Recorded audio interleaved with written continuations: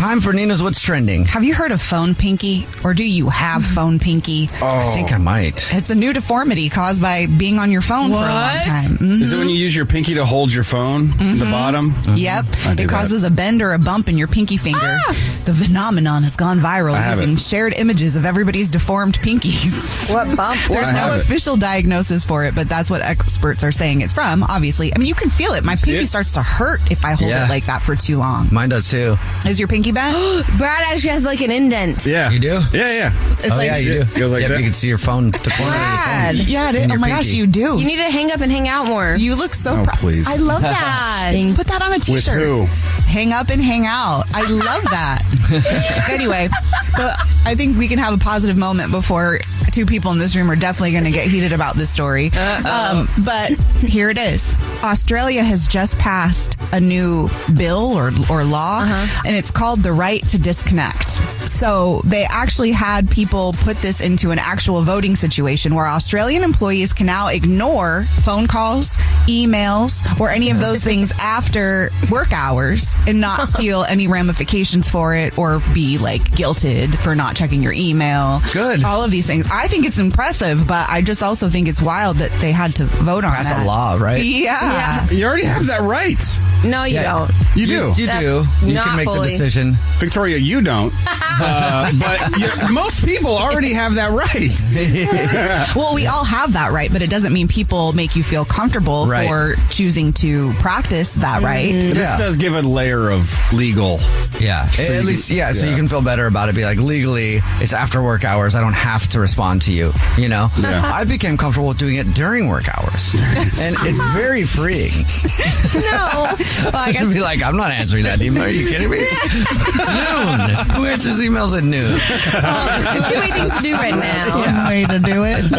I just thought that it was worth bringing up because if a country is actually passing a rule, they're not calling it a full-on law, but they're passing a rule. It should inspire others to practice their right to disconnect. Yeah. Hang up and hang out, okay? I like wow, that. you like really do like that. I really do like Have you that. ever heard it? No. What? Yeah, Victoria didn't invent it. Hey, let's leave it there, okay?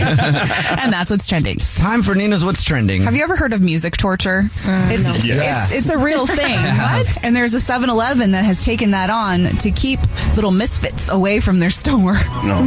So I read this story and I just thought about how we used Britney Spears to keep pirates away back in 2013. Do you remember that story? Oh, yeah. But They used it at Guantanamo Bay, too. For what? Britney Spears? Yeah. Torture. They just play the same song or the same artist over and over and over and over again, and it is literally torture. So it's used in warfare. What? So 7-Eleven has taken this on and has decided to play classical music nonstop, 24/7 for the past few weeks, blasting outside of their speakers, not in the store, outside of the store, to keep people away from loitering outside. Interesting. Isn't it? I bet you it's super effective. I think it is too. A police officer said that the noise from the property is actually a reasonable level, but needs to be turned down after 10 p.m. Wow. Right.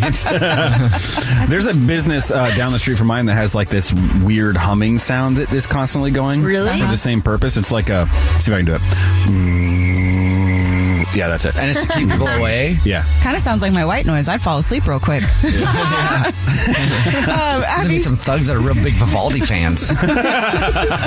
Post up outside of that 7-Eleven all the time. I mean, you might be actually attracting a different kind of crowd. Yeah, it's not always bad being Baroque. I see what you did there, man. You just embody it all the time. Have you ever participated in take your child to work days? I've been the kid taken to work. Me too. When I was younger, I did the daddy-daughter day at Boeing once upon a time. But there's an Austrian surgeon who's getting into a lot of trouble because he brought his daughter to work. But the thing is he let his daughter drill a hole in his patient's head. What? How'd she do? She actually did great. The surgery went by without a hitch, but the patient found out after the fact, and now it's presenting some problems.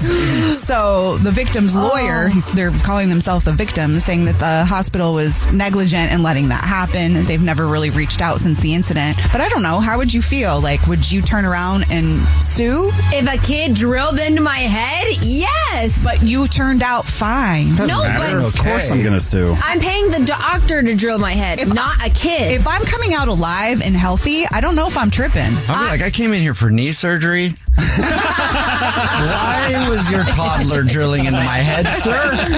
Questions for you. So I guess you think about how hands-on you let your child be the next time you bring them to work or you go to work or whatever the situation is. That's what's trending.